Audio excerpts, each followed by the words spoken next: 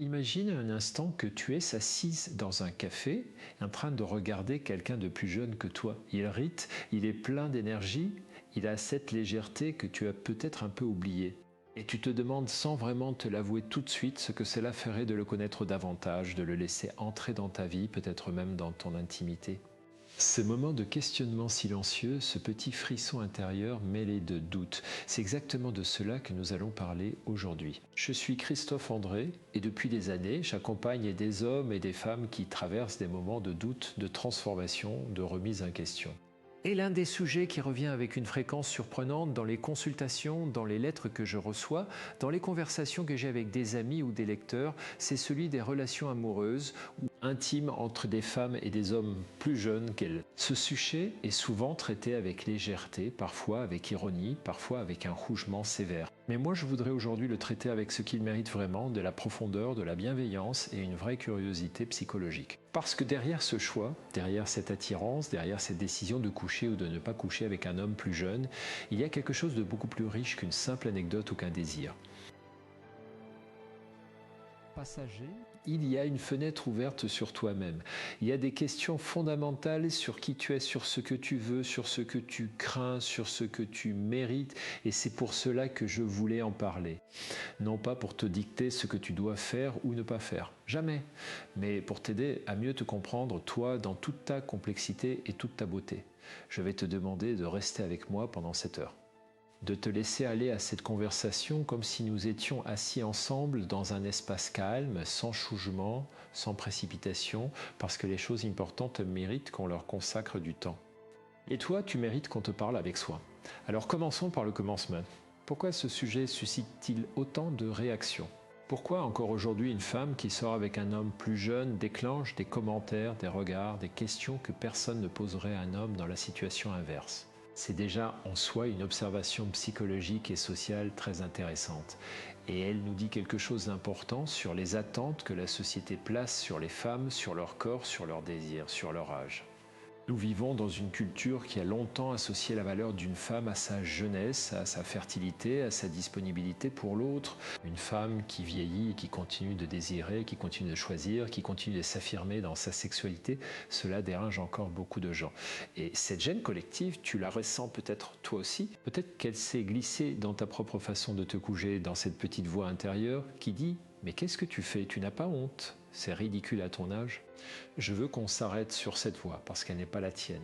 Elle appartient à des années de conditionnement culturel, à des messages reçus depuis l'enfance sur ce qu'une femme doit être, à quel âge, avec qui et comment. Et l'un des premiers actes de liberté que tu peux accomplir, c'est de reconnaître cette voix pour ce qu'elle est. Une voix extérieure, pas une vérité intérieure.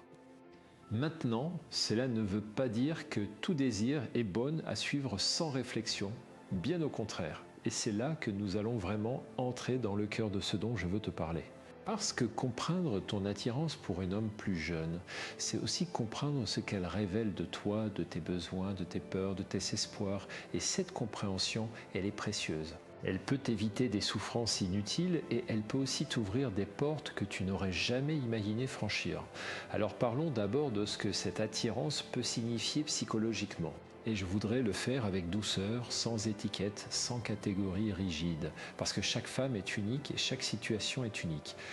Ce que je vais partager avec toi, ce sont des observations, des pistes de réflexion, pas des diagnostics. La première chose que j'observe souvent, c'est que l'attirance pour un homme plus jeune surgit à des moments particuliers de la vie d'une femme.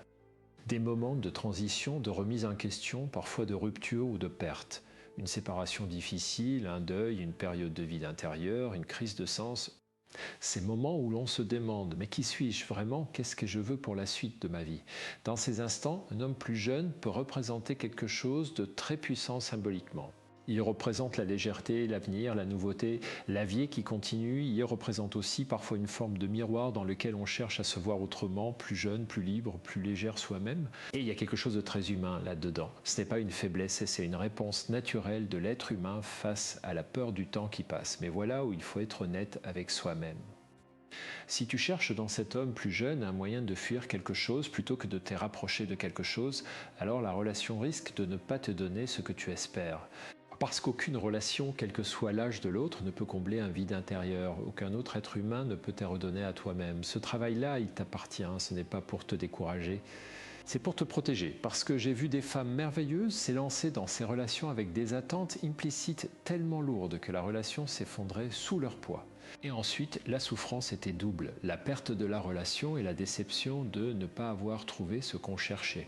Alors la première question que je t'invite à te poser doucement, sans t'écrouger, c'est vers quoi est-ce que je cours? Vers quelque chose de nouveau et d'authentique ou loin de quelque chose qui me fait peur? Prenons un exemple, imaginons une femme, appelons-la Isabelle, 47 ans, récemment divorcée après 18 ans de mariage. Elle rencontre un homme de 32 ans dans un contexte professionnel. Il est attentif, enthousiaste, il la regarde avec admiration et pour la première fois depuis longtemps, elle se sent vivante, désirable, intéressante. Elle se demande si elle devrait aller plus loin avec lui. Ce que ressent Isabelle est parfaitement compréhensible. Après des années dans un mariage qui s'est peut-être éteint progressivement, retrouver ce regard admiratif, c'est comme boire de l'eau quand on a soif depuis trop longtemps. Mais la question que je lui poserai, c'est est-ce que tu désires cet homme, lui, dans sa singularité? Ou est-ce que tu désires ce qu'il te renvoie de toi-même? Ce n'est pas la même chose. Et cette distinction est fondamentale parce que si ce que tu désires, c'est avant tout le reflet de toi-même dans ses yeux, alors tu peux obtenir ce sentiment de bien d'autres manières. Par le travail sur toi, par des amitiés profondes, par des activités qui te font te sentir vivante et compétente. Et si tu choisis quand même de vivre cette relation, tu le feras avec beaucoup plus de lucidité et donc beaucoup plus de liberté. Je voudrais maintenant aborder quelque chose qui est souvent ignoré et qui pourtant est au cœur de beaucoup de ces situations. C'est la question du pouvoir dans la relation. Quand une femme plus âgée entrait en relation avec un homme plus jeune, il y a souvent une asymétrie de pouvoir. Et cette asymétrie peut jouer dans les deux sens. D'un côté, la femme peut avoir plus d'expérience de vie, plus de stabilité financière, plus de clarté sur ce qu'elle veut. Et cela peut lui donner une forme d'autorité naturelle dans la relation, une position de force. De l'autre côté, la société valorise la jeunesse et l'homme plus jeune peut, sans même s'en rendre compte, avoir une forme de pouvoir symbolique sur elle. Le pouvoir de lui faire sentir qu'elle a de la chance qu'il soit là, que le temps joue contre elle, qu'elle doit être reconnaissante. Ces dynamiques sont subtiles, souvent inconscientes, mais elles façonnent profondément la façon dont la relation se déroule. Et si tu n'en es pas consciente, tu peux te retrouver dans des situations où tu donnes beaucoup plus que tu ne reçois, où tu te battes pour mériter sa présence, où tu t'effaces pour ne pas le perdre. J'ai connu des femmes extraordinaires, brillantes, accomplies, qui dans ces relations-là devenaient méconnaissables. Elles s'excusaient de leur âge. Elles se comparaient constamment aux femmes plus jeunes de son entourage. Elles modifiaient leur comportement, leurs goûts, leurs opinions pour coller à ce qu'elles imaginaient qu'ils voulaient. Et peu à peu, elles se perdaient elles-mêmes. Alors voici quelque chose d'important que je veux que tu entres dans ton cœur. Aucune relation ne vaut le prix de toi-même. Aucune. Ni avec un homme plus jeune, ni avec un homme plus vieux, ni avec personne. Si pour être avec quelqu'un tu dois te rétrécir, te taire, te cacher, alors ce n'est pas une relation qui te nourrit, c'est une relation qui te vide. Si ce que je partage avec toi résonne, si tu sens que ces mots t'aident à mieux te comprendre, je t'invite à laisser un like et à t'abonner pour continuer ce chemin ensemble. Parce que ce type de conversation, on en a besoin et on mérite de l'avoir régulièrement. Continuons. Je veux maintenant parler de quelque chose que l'on aborde rarement avec franchise, les atteintes différentes selon l'âge. Et cela c'est crucial si tu envisages non pas seulement une nuit, mais une relation qui dure. Un homme de 28 ans et une femme de 45 ans peuvent se trouver à des endroits très différents dans leur vie. Pas toujours, mais souvent.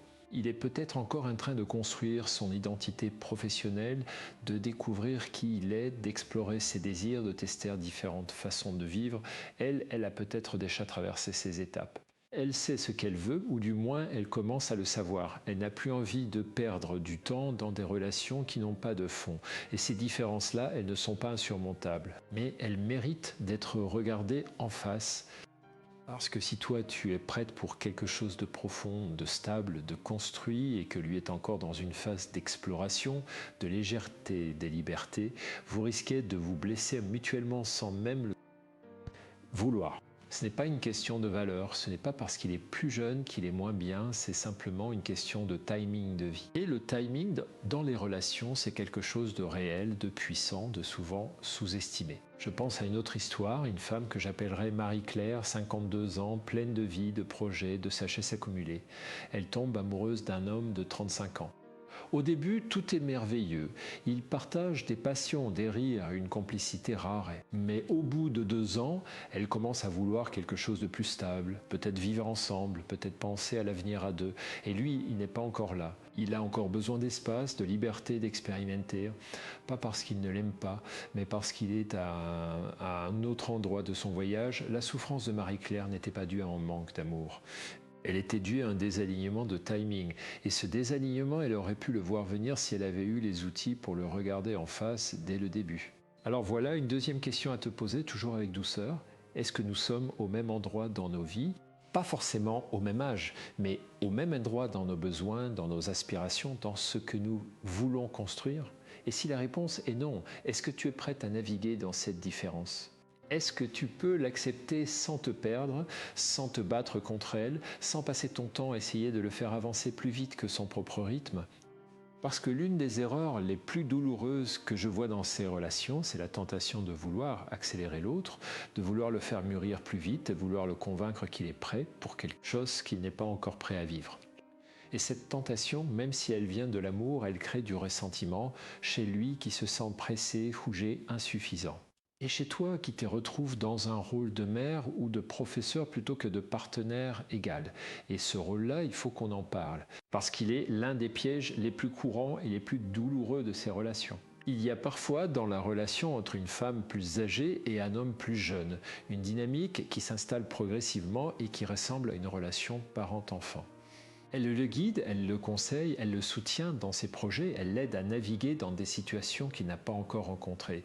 Et au début, cela peut sembler naturel, même agréable.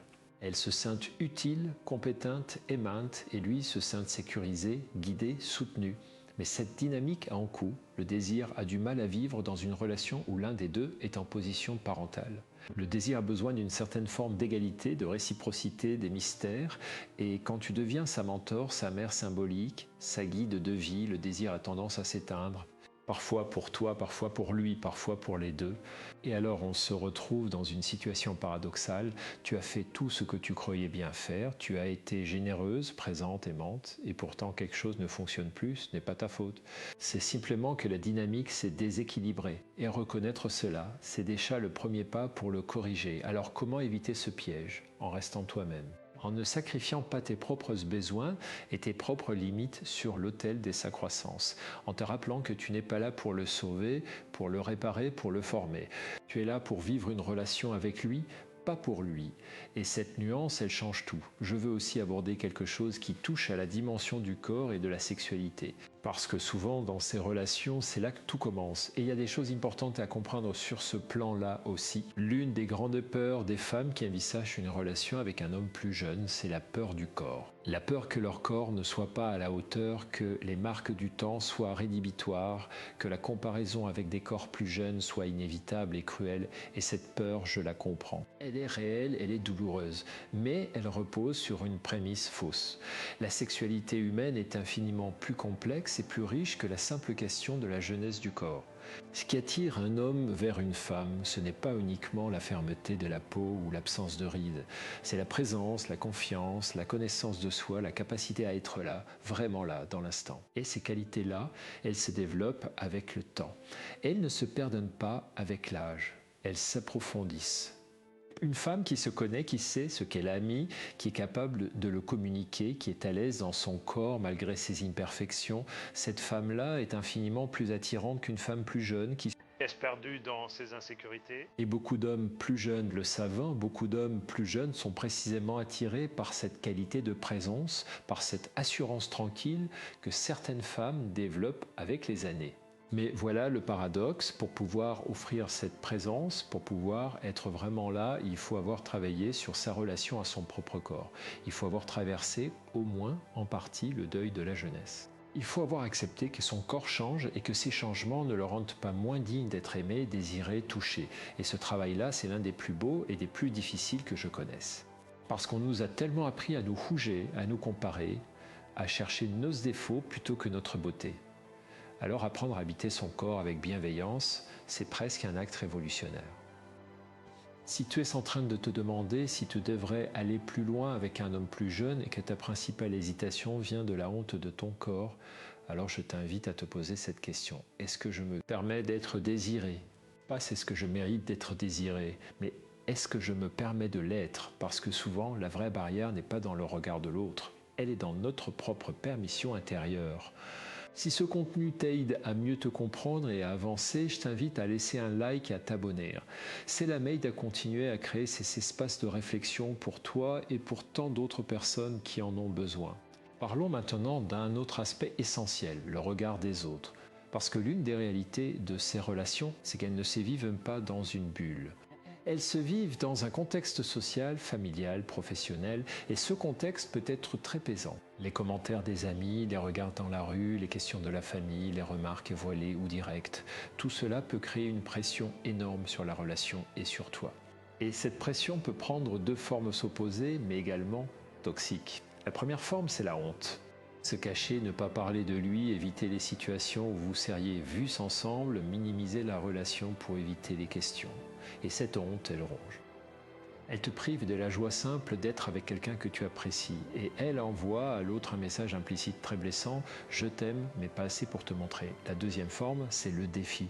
Afficher la relation de manière presque provocatrice, comme une réponse aux attentes sociales, comme un pied de nez au conformisme. Et dans ce cas-là, la relation devient un symbole, une bannière, plutôt qu'une vraie connexion entre deux êtres humains.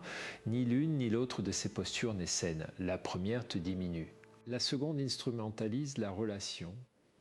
Ce que je te souhaite, c'est quelque chose de beaucoup plus simple et de beaucoup plus rare, une relation qui existe pour elle-même, dans sa propre vérité, indépendamment du regard des autres.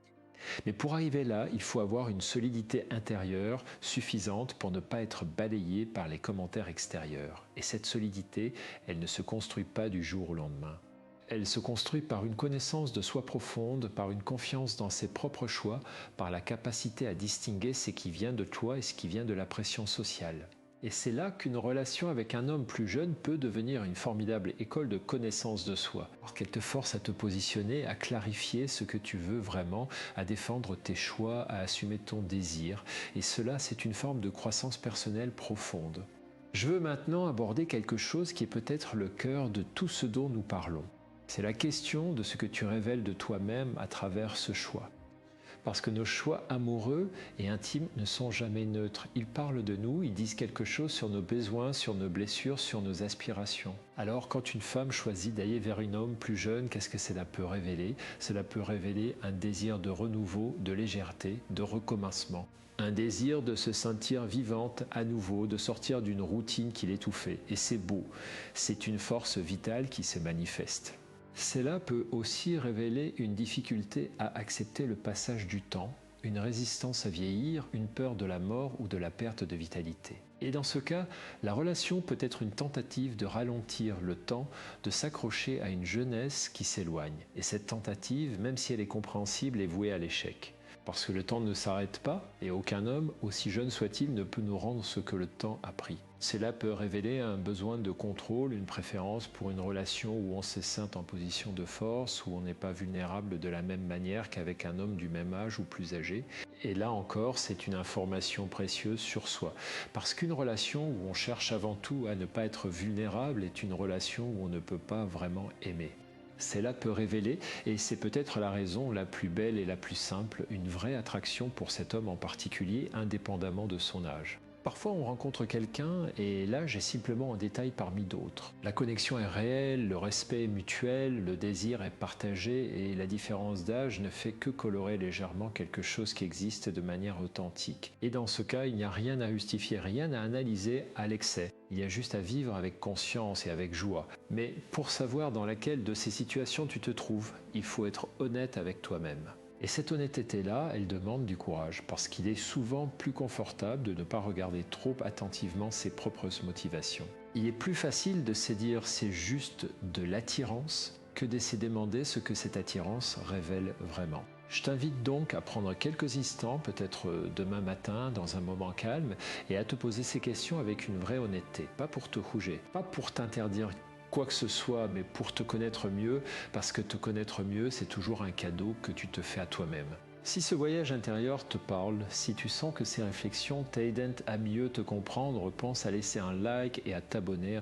Cela me permet de continuer à créer ces espaces de dialogue et de réflexion pour toi. Parlons maintenant d'un sujet que j'aborde souvent en consultation et qui est particulièrement pertinent dans le contexte des relations avec des hommes plus jeunes, c'est la question de la communication. Et plus précisément la communication sur les atteintes. L'une des plus grandes sources de souffrance dans les relations, quelle que soit la différence d'âge, c'est le silence sur les atteintes. On entre dans une relation avec des espoirs, des désirs, des projets implicites et on suppose que l'autre les partage ou qu'il finira par les partager ou qu'il comprendra tout seul. Et cette supposition est presque toujours une source de déception. Avec un homme plus jeune, ce silence sur les attentes peut être encore plus coûteux parce que les attentes peuvent être très différentes. Peut-être que toi, tu cherches quelque chose de profond, de construit, peut-être même un engagement. Et peut-être que lui cherche quelque chose de léger, d'agréable, sans pression. Ces deux désirs peuvent coexister à un moment. Mais si on n'en parle pas, si on fait semblant de ne pas voir la différence, la collision est inévitable. Alors comment parler de tout cela ? Comment aborder ces sujets sans faire fuir l'autre, sans avoir l'air de mettre une pression excessive, sans transformer une conversation en négociation contractuelle ? Je crois profondément que la clé, c'est la légèreté dans la forme et la clarté dans le fond. On peut parler de ses désirs, de ce qu'on cherche, de ce qui est important pour soi, avec une forme de légèreté, de curiosité, d'ouverture, plutôt qu'avec une gravité qui oppresse.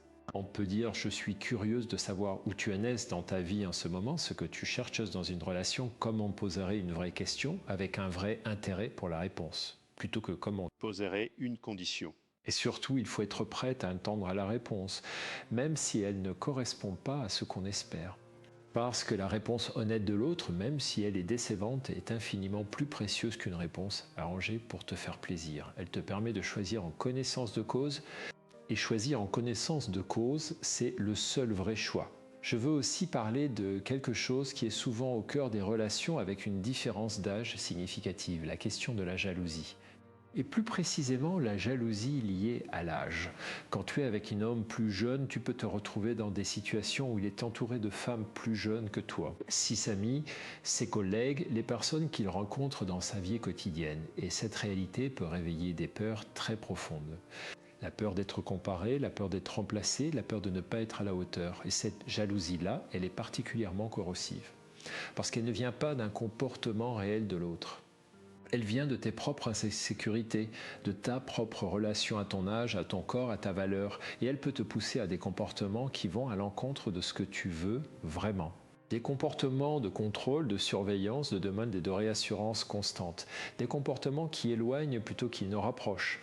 La vraie solution à cette jalousie-là, ce n'est pas de trouver un homme qui ne fréquente que des femmes de ton âge. C'est de travailler sur ta propre sécurité intérieure. C'est de te reconnecter à ta propre valeur, indépendamment de l'âge. C'est de te rappeler que ce qui te rend attirante et précieuse n'a rien à voir avec un chiffre sur ta carte d'identité. Et cela, c'est un travail de fond. Un travail qui passe par la bienveillance envers soi-même, par la gratitude pour ce que tu es et ce que tu as vécu, par la reconnexion à tes forces, à tes qualités, à tout ce que les années t'ont apporté plutôt qu'enlevé. Parce que les années apportent quelque chose. Elles apportent la profondeur, la sagesse, la capacité à être présente, la connaissance de soi, la capacité à aimer avec moins de peur et plus de générosité. Et ce sont des cadeaux inestimables. Des cadeaux que beaucoup d'hommes, y compris les plus jeunes, reconnaissent et apprécient bien plus qu'on ne le croit. Je veux maintenant te parler d'un aspect que l'on oublie souvent dans ces discussions, la dimension du plaisir et de la joie. Parce que dans tout ce que je dis, dans toutes ces mises en garde et ces invitations à la réflexion, je ne veux surtout pas donner l'impression que ces relations sont condamnées ou qu'elles sont forcément compliquées ou qu'elles sont une mauvaise idée. Elles peuvent être merveilleuses, vraiment. Elles peuvent apporter une fraîcheur, une légèreté, une joie de vivre qui est absolument précieuse.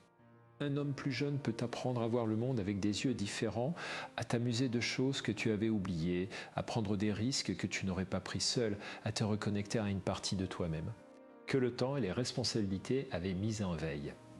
Et toi, tu peux lui apporter une profondeur, une stabilité, une capacité à être présent dans l'instant et dans la durée qui peut être transformatrice pour lui. Ces échanges-là, quand ils se font dans la réciprocité et le respect, sont d'une richesse extraordinaire. J'ai connu des couples avec une grande différence d'âge qui étaient parmi les plus beaux que j'ai rencontrés. Des couples où chacun apportait quelque chose d'unique, où la différence était une richesse plutôt qu'un obstacle, où le regard de l'un sur l'autre était empreint d'une admiration sincère et d'une curiosité constante.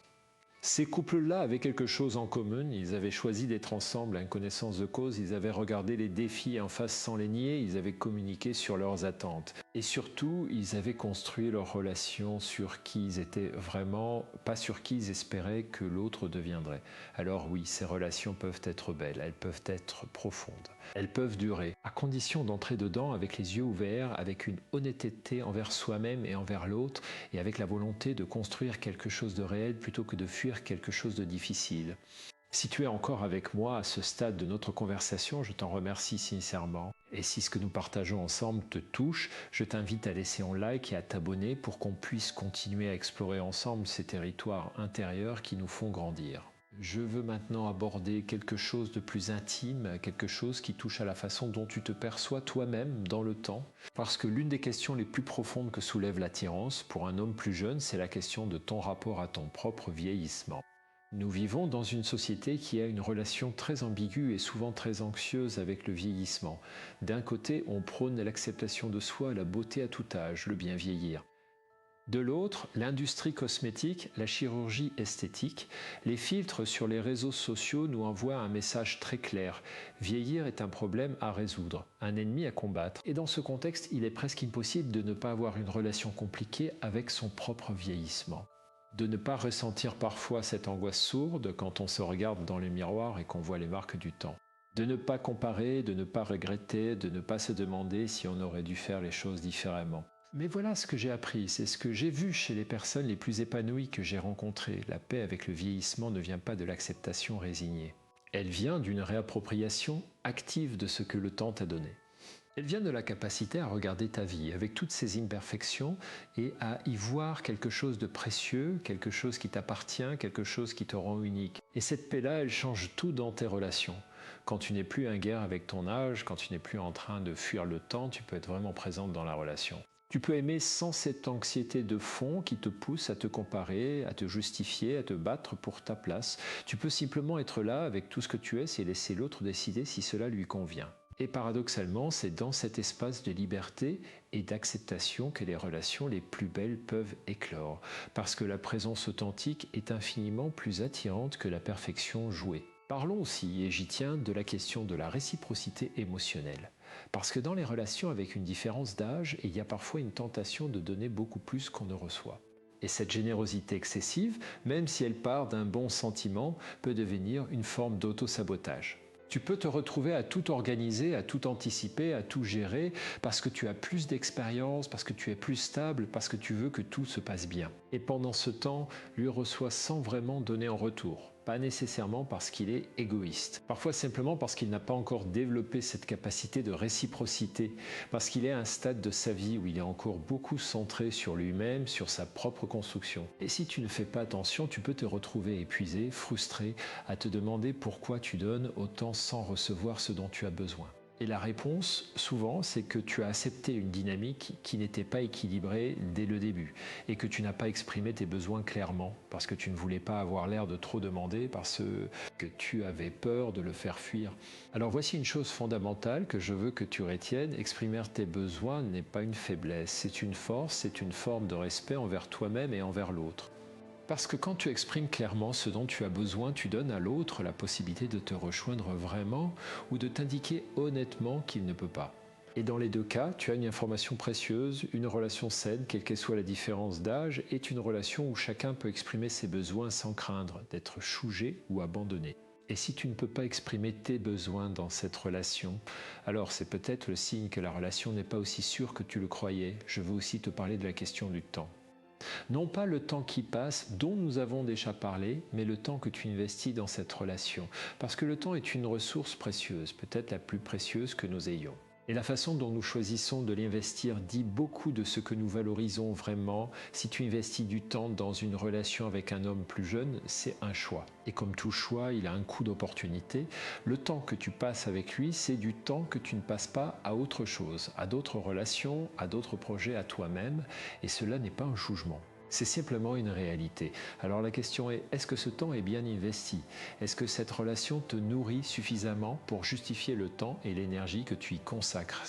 Est-ce qu'elle t'apporte de la joie, de la croissance, de la profondeur, ou est-ce qu'elle te laisse souvent dans un état de frustration, d'attente, d'incertitude? Ces questions ne sont pas là pour te décourager. Elles sont là pour t'aider à faire des choix conscients plutôt que de te laisser porter par l'inertie ou par la peur du vide. Parce que parfois on reste dans des relations qui ne nous conviennent plus simplement parce qu'on a peur de ce qu'il y aurait sans.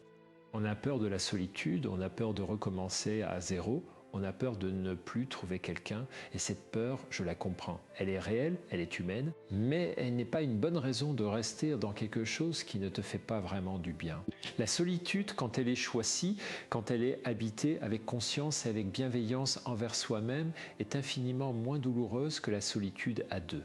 Cette solitude qu'on ressent quand on est avec quelqu'un, mais qu'on ne se sent pas vraiment vu, vraiment compris, vraiment aimé. Et je veux finir cette partie de notre conversation en te disant quelque chose d'important. Tu mérites une relation qui te fait du bien, vraiment. Pas une relation parfaite, parce que les relations parfaites n'existent pas. Mais une relation qui te respecte, qui te voit, qui te nourrit, qui te permet d'être toi-même dans toute ta complexité et toute ta beauté. Que cet homme soit plus jeune, du même âge ou plus âgé, ce qui compte, c'est la qualité de la connexion, la qualité du respect mutuel, la qualité de la réciprocité. Et si ces éléments sont présents, alors la différence d'âge n'est qu'un détail parmi d'autres dans une histoire qui vous appartient. Nous approchons maintenant de la fin de notre conversation et je voudrais prendre le temps de récapituler ce que nous avons exploré ensemble. Parce que je crois que les choses dites méritent d'être entendues plusieurs fois sous différents angles pour vraiment s'installer en nous. Nous avons parlé du regard de la société sur les femmes qui choisissent des hommes plus jeunes et de l'importance de distinguer la voix sociale de ta propre voix intérieure. Nous avons parlé de ce que cette attirance peut révéler, un désir de renouveau, une peur du vieillissement, un besoin de contrôle ou simplement une vraie connexion avec cet homme en particulier.